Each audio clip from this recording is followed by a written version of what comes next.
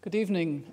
Thank you very much, Dr. Young, for that very kind introduction and for your gracious welcome to the Rockefeller University. It's my first time here at the university. I know its reputation, so I'm very happy to be here.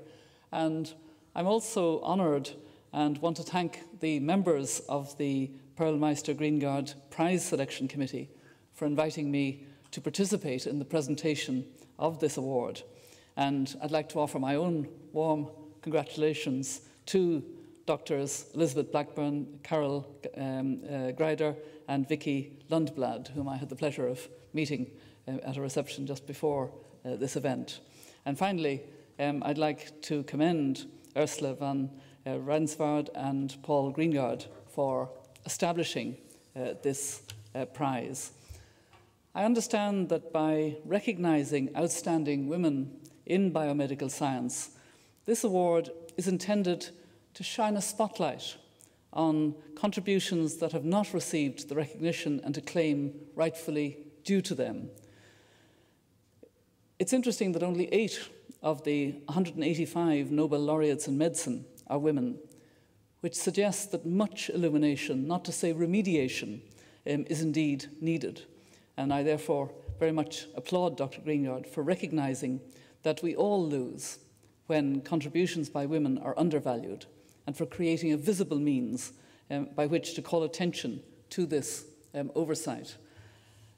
When I was running for office and when I was elected as President of Ireland, I did have a particular interest in, as the first woman president, and I'm glad my successor is also a woman, so now small boys in Ireland weep on their mother's knee and say, why can't I grow up to be president? But I actually said at my inauguration address that I would like women who had been outside history to be written back into history. And then I quoted a good friend of mine, a poet who's actually professor of poetry in Stanford University currently, Yvonne Boland. I quoted her line, finding a voice where they had found a vision. And shortly after the election and before this formal inauguration, I had been assigned a car and driver. I didn't quite appreciate that I would have this perk before I actually became president. And the driver was an Irish police officer of a certain vintage. And when he first started to drive me, there was very little conversation between us. And then he gradually realized I was a human being after all, despite all his reservations. And so one evening, when he had just left me back to my home, I hadn't moved into the official residence at this stage, he said, if you don't mind me saying so, you know, you're causing havoc around here. And I said, in what way am I causing havoc? Well, 'tis like this, he said. I went home last night to the missus and I said, I'm exhausted, make me some tea. And she said, things have changed around here, make your own tea, you know. So you know, you have these unintended consequences. But more seriously, though, in seeking to redress the effects of convention or discrimination or both, this award is very much about both science and human rights. In fact, creating conditions in institutions of learning that are equally welcoming and supportive of talented men and women is itself good human rights practice and good science practice. It's also important, I believe, to begin early. As President of Ireland, I championed the need for more girls to study science, and I supported an organisation called WITS, W-I-T-S, Women in Science and Technology. More recently, as chair of the Committee of Patrons for Dublin's successful bid to become the European City of Science in 2012, I emphasised the importance of promoting women in science. In fact, I made it a condition of becoming a chair of the patrons, and I learned afterwards that actually that emphasis on women in science was one of the reasons why the bid was ultimately successful. So that's another reason to put emphasis on women in science. The importance cannot, I believe, be overstated. More women in science will make it more likely that woefully under-researched diseases and conditions that affect women and girls in particular will receive the attention they require. I must say that both as President and later when I served as UN High Commissioner, I saw the terrible toll that the neglect of the healthcare and needs, particularly of poor women and girls, has taken.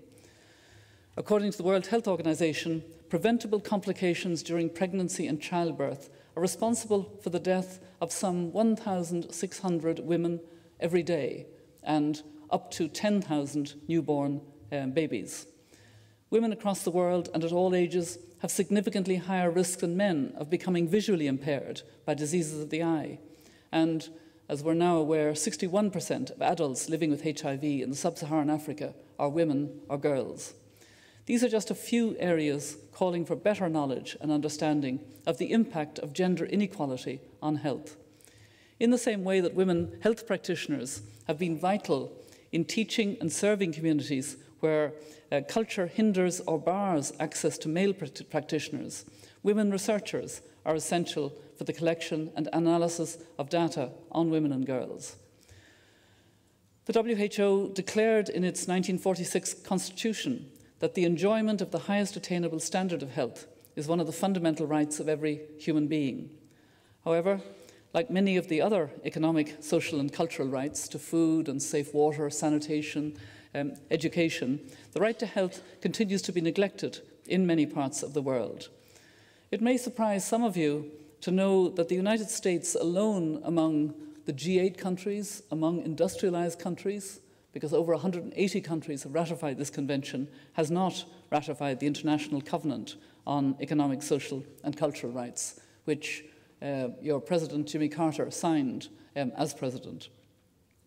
The lack of ratification of this human rights treaty by the United States has had many consequences, and one of these, I would suggest, is the limited engagement by the US scientific community in work on nutrition, development, the environment and health as human rights, that holistic approach. But the need to deepen understanding and awareness of the right to health and to implement practical actions towards the realization of the right to health for all is the challenge before all countries. In this task, the world stands to gain from collaboration among scientists and human rights practitioners. And let me give you a recent example of this.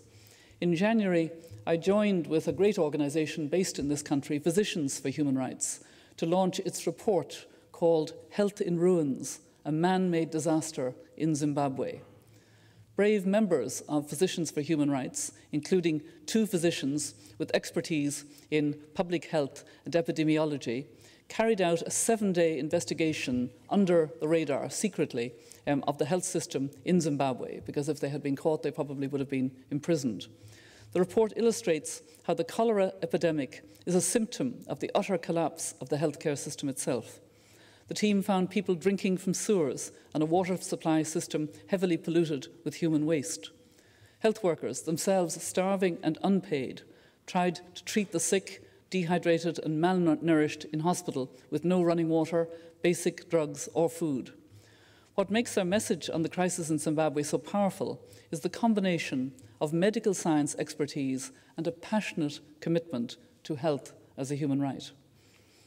In our efforts to advance the full spectrum of human rights, we're increasingly turning to scientists for tools, techniques and technologies to enhance our work. This is not new. Science and scientific methods have made much of our human rights work possible. Social scientists contribute rigorous methodologies for the collection, organization and analysis of evidence, the hallmark of human rights documenting, reporting and litigating. Since the 1980s, forensic and genetic sciences have become basic human rights tools, making it possible for us to identify victims of mass atrocities and bring their perpetrators to justice. And more recently, we've been joined by geographers who have deployed satellite imagery to document violations in areas where human rights investigations have been denied access, as in Darfur, Burma, and to quite a considerable extent in Zimbabwe. The diverse expertise and specialized knowledge that the scientific community possesses collectively make it a natural partner. We're greatly encouraged by the scientific community's growing interest in our work. There are 2 recent developments, both from the American Association for the Advancement of Science, AAAS, which are excellent examples of how that partnership is possible and can be developed.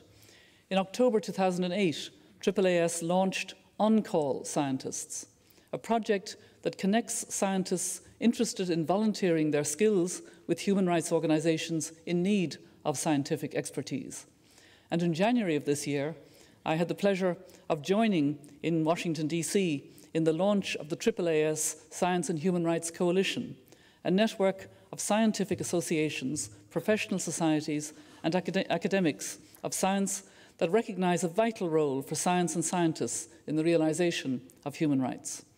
By collaborating both across scientific disciplines and with the human rights community, the Coalition is committed to making, and I quote, real, measurable and enduring contributions to human rights. And I was delighted to learn that the Coalition had adopted the right to the benefits of scientific progress as the overarching initiative, and will work to bring scientists to efforts to better understand and advance this human right. Such initiatives, rooted in partnerships between scientists and human rights practitioners, promise real progress on human rights. So let us think together, and particularly here in this distinguished university, of how to diagnose, investigate and tackle both the diseases and the obstacles that prevent access to the treatment and cures that you and your colleagues are making possible. And now, because this evening is really an evening for 3 award winners, not for long speech making, let me conclude by a somewhat radical suggestion. I understand this is the 5th year in which this award has been presented here in Rockefeller University.